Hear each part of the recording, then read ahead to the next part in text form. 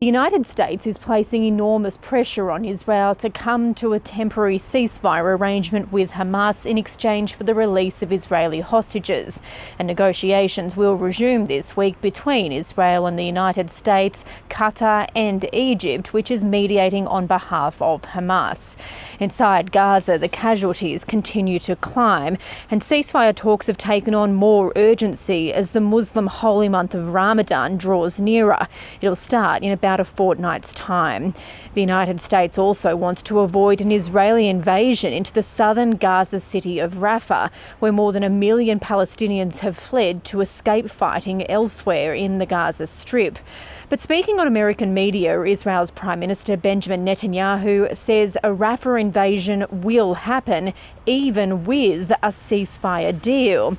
And his war cabinet is soon expected to endorse a plan for the ground offensive. We can't leave the last Hamas stronghold without taking care of it. Obviously, we have to do it. But understand, too, that I've asked the army to submit to me a double plan. First, to evacuate, to enable the evacuation of the Palestinian civilians in Gaza.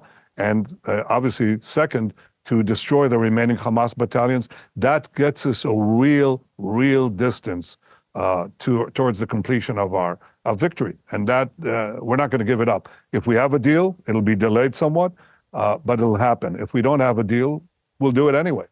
It has to be done. On the progress of a possible pause in fighting, Benjamin Netanyahu says Hamas so far has made delusional demands, and only if those demands become more reasonable, in his words, will a deal be made. Hamas, for now, says it's standing firm on its intention for this war to come to a permanent end and not for a temporary pause in fighting.